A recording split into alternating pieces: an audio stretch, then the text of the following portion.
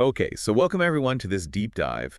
And today we're doing something kind of different, a bit unusual, right? Yeah, definitely. We're diving into the world of British royalty. Oh, the Royals. Yes, but we're adding a twist, a really interesting twist to it.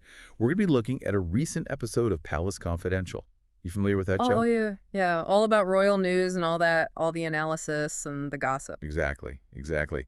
And they had a really intriguing question. They were kind of posing it to their viewers, and we want to tackle it today too. And all ears.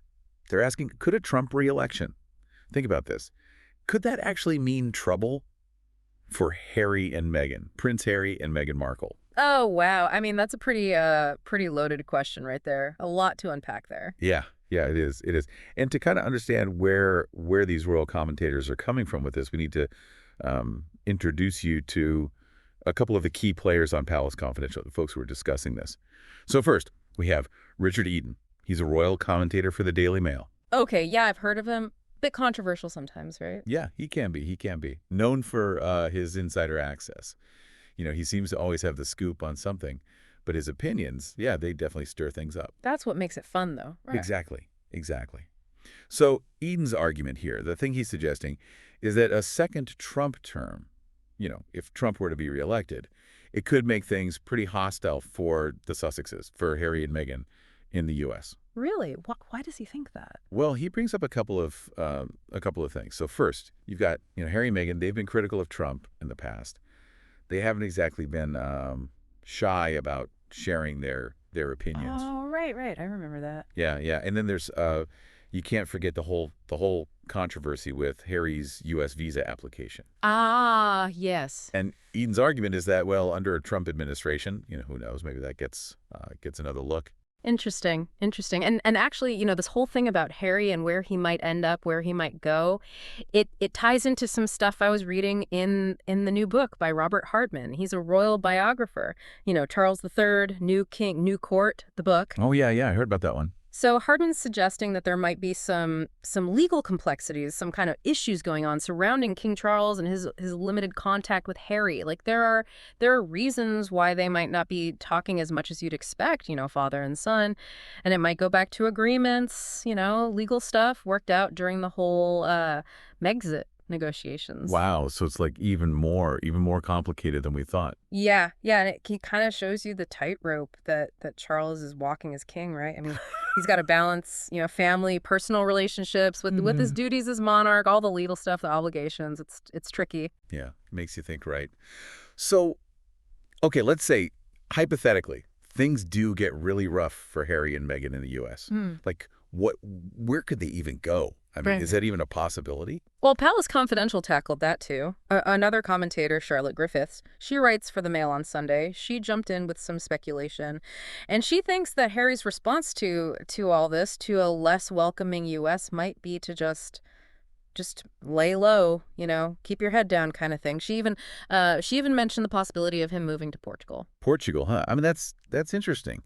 But I can't help but wonder, wouldn't they just be, trading one set of paparazzi for another? Right. It seems like Eh, wherever they go, the spotlight follows. Definitely. But it's also it's more than just the paparazzi, isn't it? It's like this whole global stage they're on now. I mean, their decisions, their choices, it's not just personal preference anymore. It's about international politics and public image and perception and all that. Yeah, yeah, you're right. It's heavy stuff. And it kind of makes you think about all the other things that Palace Confidential covered, right? I mean, like Hardman in his book, he also revealed that King Charles, he's decided to cut Prince Andrew off financially. Oh, yeah, that was huge news. A lot of people talking about that. Definitely, definitely. And I guess it kind of shows the hard choices that Charles is having to make as king, right? Balancing family, balancing his role as monarch, especially with all the controversies surrounding Prince Andrew. Absolutely. And it really seems like Charles is trying to modernize the monarchy, present a certain image to the world. Right, right. And speaking of image and the monarchy and how it's perceived, Palace Confidential also touched on that whole thing about the land. The land owned by the king and the Prince of Wales that's being used for ambulance storage. Yeah, I remember that. Some people were pretty upset about that.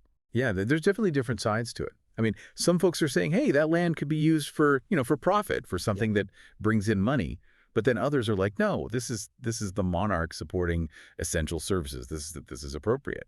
It's a tricky one. Yeah, for sure. Makes you think about, what is the role of the monarchy today? What should they be doing? How involved should they be? It's a big question. Yeah, it is. It is. And then of course, no conversation about the royals is complete without Prince William. Right, right. The heir apparent. Exactly.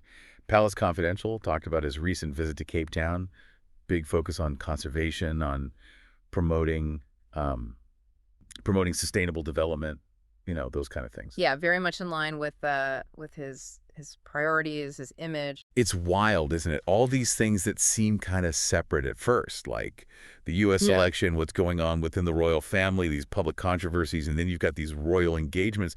It's like they're all part of this bigger story, this evolving story of the British monarchy. Yeah, you said it. They're all connected in some way, pieces of the puzzle. Exactly, exactly. And it makes you think, doesn't it? Like how much is the political climate in the US? How much is that going to continue to influence to affect what's happening within the British royal family? Right. Yeah, I mean, who knows, right? But it's something to think about. It's this complex web of relationships, of global events, and yeah, it'll be interesting to see how it all unfolds. That's for sure.